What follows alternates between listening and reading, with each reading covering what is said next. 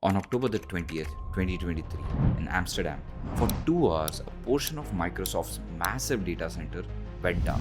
Thousands of people have been temporarily unable to access Microsoft services after outages around the world. Thousands of businesses suddenly lost access to their cloud services, their data, everything.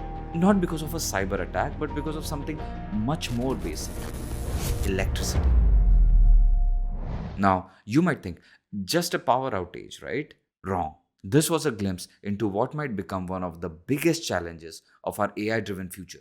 Let me show you why. Remember last when you asked ChatGPT to write your email? According to Goldman Sachs, that single query used 10 times the more electricity than a Google search. 10 times. And that's just one query. They also estimate that data center power demand will grow 160% by 2023.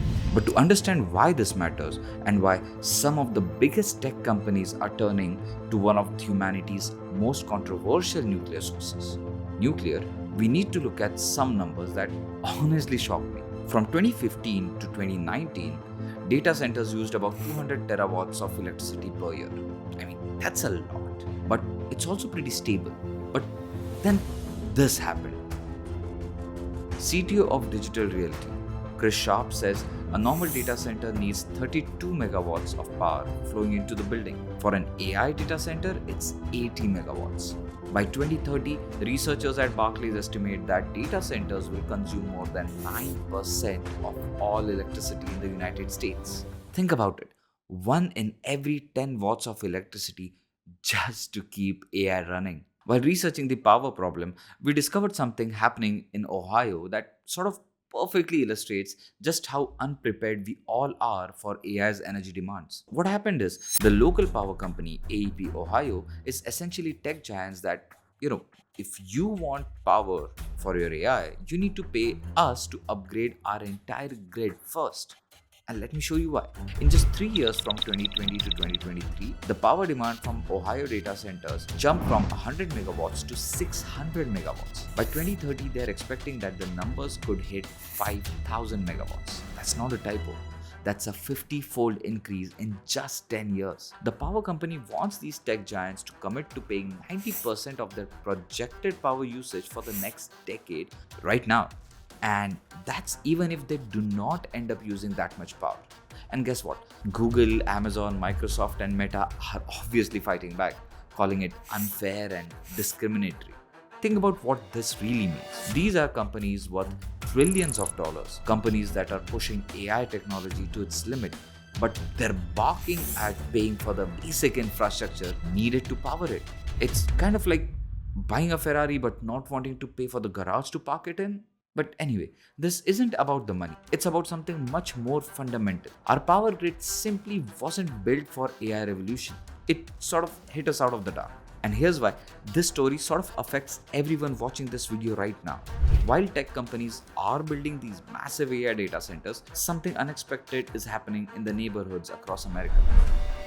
Your electricity bill, yes, yours, is gonna go up. Let me show you what's happening in the Mid-Atlantic power grid called PJM interconnection. In just one recent power auction, the price utilities had to pay jumped 800%. What does this mean for regular people? Well, in Baltimore, the average household will pay an extra $192 per year. And by 2025, which is this year, some families might see a monthly bill jump of $40 to $50. This is where it gets a little worse. Take Virginia, where they have been welcoming these data centers with open arms, right?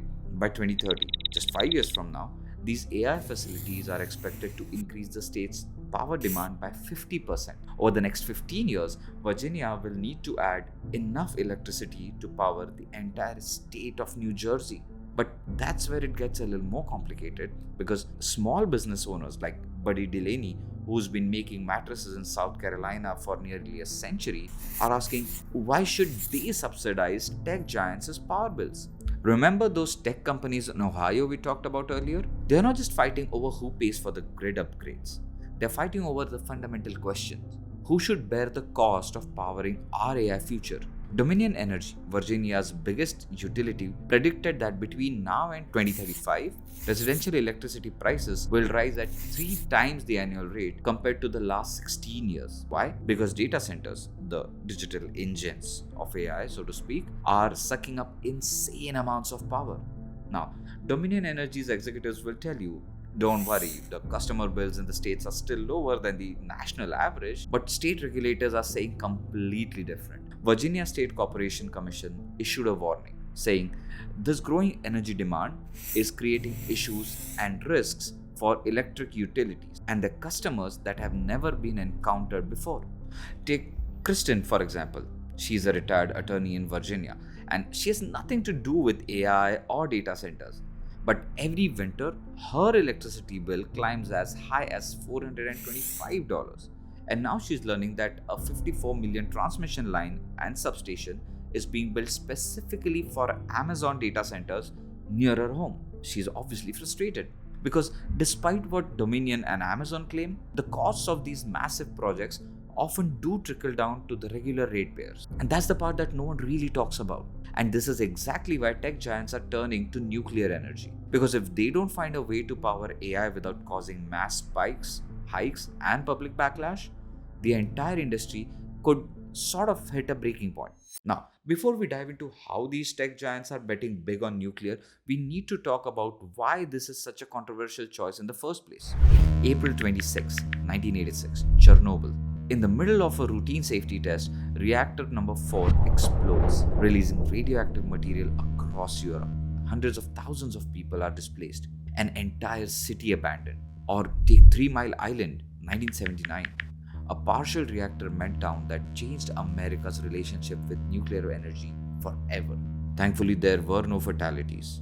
Ironically, this is the same site where Microsoft right now plans to build its own AI future. But we'll get to that story in a minute. And then there's Fukushima. A tsunami triggers a series of equipment failures, leading to the evacuation of over 150,000 people. Thanks to careful Japanese planning and preemptive actions, 150,000 people were evacuated with no deaths recorded either. Now, if you see, these disasters are terrifying. But when I started comparing the numbers with other power-related accidents, I found something more surprising.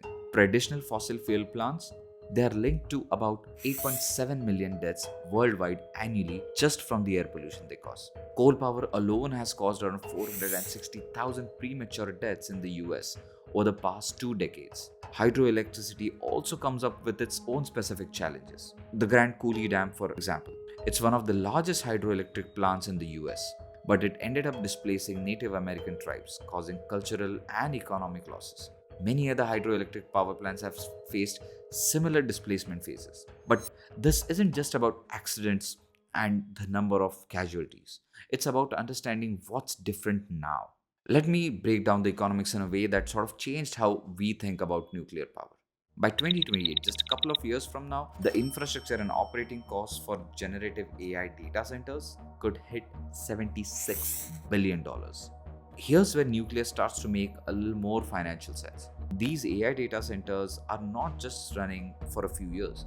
We are talking decades of non-stop operation. And when you stretch these numbers over 40, 50, or even 60 years, nuclear suddenly becomes one of the most cost-effective options on the table. Currently, Microsoft pays about 7 to 8 million in electricity bills for each data center per year. A 300 megawatt small modular reactor, on the other hand, about 900 million to 1 billion to build. That means if we build 3 SMRs, that is 900 megawatts, that will cost around $3 billion compared to building a traditional nuclear power plant that would cost around $6 to $8 billion for 110 megawatts. This graph shows that 60 to 80% of the electricity cost comes from the construction part of the plant. So decreasing the construction cost of plants would thus drive down the overall cost of the electricity they end up providing, and that's substantial. And I think SMRs might be a perfect fit or alternative because it's like buying a house versus renting. Big upfront cost, but then you're probably set for decades. But none of this would have mattered unless one very specific thing changed. That's the government support. The Advance Act isn't just a boring piece of legislation. It's like someone finally looked at the nuclear industry and said, let's make this make sense. Imagine trying to build a house, but first you need 3 years of paperwork, approval from 12 different agencies, navigating regulations written when disco was still popular. That building was a nuclear plant, but now the government is streamlining regulations, it's funding new research, and it's encouraging public-private partnership, offering tax credits and incentives. So when you put all of these things together, the reliable power supply, the zero emissions, the long-term cost savings, and now the government support, you start to see why companies like Microsoft, Google, and Amazon aren't just dipping their toes into the nuclear pool. They're trying to dive headfirst. Let me show you what these companies are actually doing. Google just made history with the world's first corporate agreement to purchase nuclear energy from multiple small modular reactors developed by Kairos. This will support bringing up to 500 megawatts of new nuclear power onto the US grid. The first reactor is expected to be online as soon as 2030. Sundar Pichai tweeted saying, "It's the latest step in our history of accelerating clean energy sources and will help support AI investments." Amazon, well, they have dropped 500 million into X Energy and are planning to bring 5 gigawatts of new power online by 2039. I think Amazon is moving towards its goal of becoming net zero carbon by 2024 anyway. Additionally, Amazon has also signed an agreement with Energy Northwest, a public utility consortium out of Washington, to develop 4 advanced SMRs for them. Also, they are working with Dominion Energy in Virginia to explore the development of an SMR project near North Anna Nuclear Power Station. The energy demand in Virginia is projected to increase by over 85% over the next 15 years. This initiative by Amazon is expected to bring at least 300 megawatts of power to Virginia. But Microsoft, they might have the most fascinating plan of all. Remember the 3 Mile Island disaster site we talked about earlier? Well, Microsoft is planning to revive unit number 1 to power their AI future. This is the unit that actually did not have the meltdown. They have signed a 20-year power purchase agreement with Constellation Energy to purchase all the electricity generated by the revived 3 Mile Island unit number 1 reactor. This move aligns with Microsoft's commitment to operate all its global data center on clean energy by 2025. SMR are small modular reactors. These are smaller than traditional nuclear power plants. They are designed to be factory built-in modules and then transported to the site for installation. The main advantage of SMR is their passive, inherent safety systems and simpler design, which greatly extends the time available for operators to respond in case of accidents or incidents. This means that the main fear of nuclear power plants is sort of getting overcome. SMRs are changing everything about how we think about nuclear power. Even Sam Altman, the CEO of OpenAI, is betting on this technology through his backing of Oklo. In 2014, when Sam was the president of Y Combinator, they invested around $120,000 in Oklo. Separately, Altman has also made his own biggest personal investment ever in 2021, a $375 million bet on nuclear fusion with a company called Helion Energy. Remember, this is not nuclear fission, but nuclear fusion. In 2015, Altman invested $9.5 million in the same company. Most of the nuclear power plants we have today run on fission, which splits atom apart to release energy. But fusion is the holy grail. It mimics the way the sun generates power, fusing atoms together to create nearly limitless clean energy without the long-lasting radioactive waste. But here's where we need to think bigger. This isn't just about powering AI, it's about reshaping our entire energy landscape. Venture capitalist Vinod Khosla points out, nuclear isn't the only answer. We are seeing breakthroughs in fusion boilers, geothermal, advanced solar, next-gen batteries, and these technology advancements are driving down the environmental cost of energy production. Standing here at 3 Mile Island, watching Microsoft plan to transform this symbol of nuclear fear into a nuclear powerhouse for AI innovation, I can't help but think about how far we have come. And maybe, just maybe, our AI future depends on us making peace with a nuclear past. Is what we thought. Until this happened. Have you heard about DeepSeek? It's a new Chinese AI startup, and in some cases, its AI model is outperforming American. DeepSeek's arrival has essentially changed the landscape for the requirement of power, efficiency, energy, and compute. Because if you are to believe DeepSeek, they did what OpenAI did for less money and less energy. And both of these things mean a lot.